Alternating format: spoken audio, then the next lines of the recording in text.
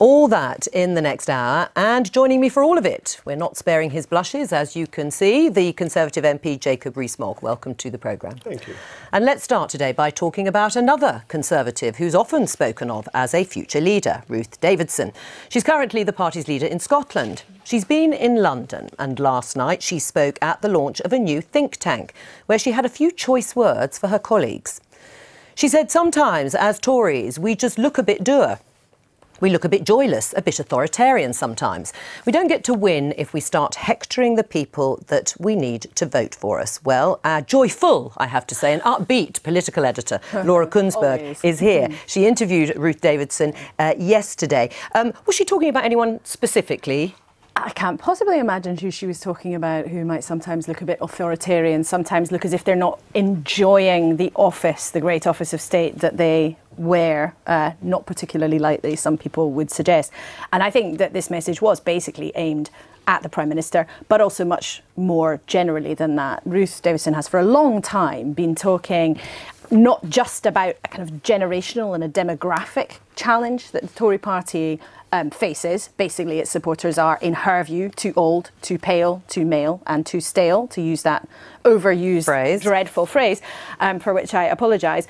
But I think what's also emerging, and the Tory party's next generation is fighting to produce this, what's also emerging is a different set of policy options in all of this. So, for example, I sat down with Ruth Davidson yesterday, and one of the things she talked of very compellingly is what she wants to see is a different attitude to immigration. She was taking aim not just as the look of the party, but also she thinks there should be a review of the target to get immigration under the tens of thousands. She thinks, as many people in the cabinet also think, that the way that students are included in the overall immigration numbers should be phased out. So I think in one sense, look, this is a generation game. You've got the top layer of government preoccupied with Brexit, but also the next potential generation of future leaders sort of bristling to have their voices heard. But it's also about different kinds of policies that they want to see. And that's a different battle that perhaps different wings of the Tory party have got different views about. Jacob Rees Mogg, do you agree with Ruth Davidson in her synopsis of the Tory party as being a bit joyless, a bit authoritarian, a bit dour? I think it's a very reasonable criticism to make, actually. I think the politics can easily be very boring. And but of the Tory party, she's talking specifically. The Tory party. And we need cheering up. That's why Boris is so popular, because he brings sunshine into political life, and Ruth herself cheers everybody up, and that makes people interested in politics. The only time, as far as I'm aware, that Downing Street has specifically corrected something I've said is when I said that I thought it was the highest praise that the Prime Minister did what she did out of sense of duty, not because she was enjoying it. Do you think she is enjoying it? This got immediately corrected with the line that, no, she was having a lovely time. And I think the Prime Minister is dutiful, and I think duty is brilliant. But I think politics ought also to be fun. Do you think she is enjoying it?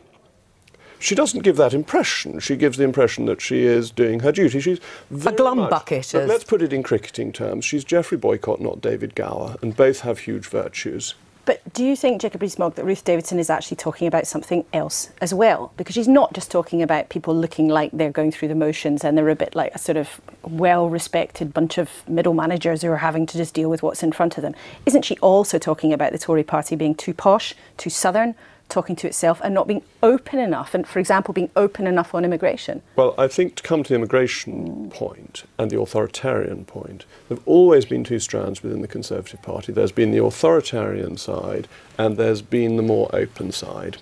As it happens, I've always been on the more open side. I think the issue with leaving Europe is about controlling immigration and deciding what is in our interest, not about pulling up the drawbridge. And our current immigration system does idiotic things. When a few weeks ago we wouldn't allow in 100 Indian doctors when the NHS is crying out for doctors, we seem to have an immigration system that is so focused on being authoritarian, so focused on the rules. And too focused on numbers? And too focused on a number that was plucked out of the air and is a net number rather than a gross number anyway. So the other side of the equation you have no control over. The government can't decide who leaves the country, it can only decide who comes in. So I'm very sympathetic to what Ruth is saying about this, and I think it is important, and I think it's tonally important. And this ties in with Windrush and the hostile environment. I loathe the hostile environment because I think it's fundamentally against our ancient liberties. And our ancient liberties are that we don't have to show our papers to the state when we're lawfully going about our business. Let's talk about health, because you have been discussing the idea that perhaps the government is going to review what was called a top-down reorganisation that was carried out when David Cameron was Prime Minister. Yes. Is there a sense that that is going? There is, as part of a big promise the Prime Minister made in Easter, more resources and a new deal for the NHS. Part of that, as I understand it, is a very serious look at whether some of the very controversial and to a lot of people crazy and unpopular reforms that were pushed through under David Cameron, there is a possibility that some of those ideas might be stripped away or slimmed down. So the so-called Lansley reforms, as they were called, because the Health Secretary at the time was Andrew Lansley, they could be up for grabs. Now, sources I've been talking to are very clear. This is not the government about to embark on a huge new reorganisation of the health service, but they are looking at if bits and pieces of the laws as were brought in at that point, which have been criticised by many people for sort of splintering the NHS, putting it into too many different organisations. If it makes sense to tidy that up, to scrap bits of the legislation, then the government may well indeed be up for that. There were hugely controversial changes at the time. There will be a question about whether it would be disruptive to have another go. But as if by magic, the Health Select Committee happens to be looking at exactly this issue, and they'll be reporting on that in a couple of weeks. And I get the sense if they make recommendations to change bits of the legislation, that the government would give that a fair wind.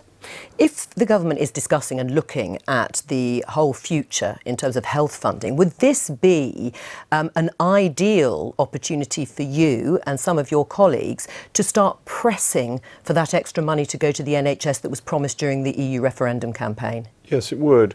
I think that political promises are not subject to footnotes and caveats. And that because it said on the side of the bus £350 million a week extra for the NHS, and because people voted to leave, I think that crystallised in people's mind as a firm political promise, and I think the government should deliver it. And I've said that several times before. I think that politicians are on very difficult ground when they say, if you look at the riders I add in, if you look at the small print, I didn't really mean that promise. It was an if, it was a possibility. I don't think voters look at it like that. I think they say, this was promised, this should be delivered. And I happen to think the NHS also needs the money. Has the government given you any indication that they will do that? No. Right. And what are you going to do to... But what I have heard, I mean, I've heard on the grapevine, and this is political gossip, that there will be 3% real funding for the NHS, and this is going back to nearer to where we were historically.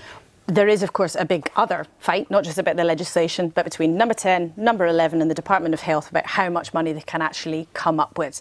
From the Department of Health's view, they are hopeful of something around 3%, as I understand it. But then you talk to people in government who are more hawkish on this, who say, look, the money's got to come from somewhere. So do people want to pay more tax? The government doesn't want to ask people to pay more tax. Therefore, what are you going to do? Because if more money goes to the health service, as such a huge organisation, of course, the question has to be, where is it going to come from? Is it going to come from the MOD, or is it going to come from the Department for Education? And I have to also, I think, just come back on what Rees Mogg said about the 350 million. A lot of people say that your campaign didn't provide caveats to the 350 million, so it's a bit rich for you to be demanding that number 10 fulfills the promise that your side of the campaign made, when that's not a promise that Theresa May made, and it's not a promise that the Remain campaign accepted. I think political promises are created by the election result rather than by who made them, and that created an expectation because we voted to leave that was part of voting to leave. And I don't think the Prime Minister can hide around small print saying, well, I was on the Remain side, so I definitely didn't mean that.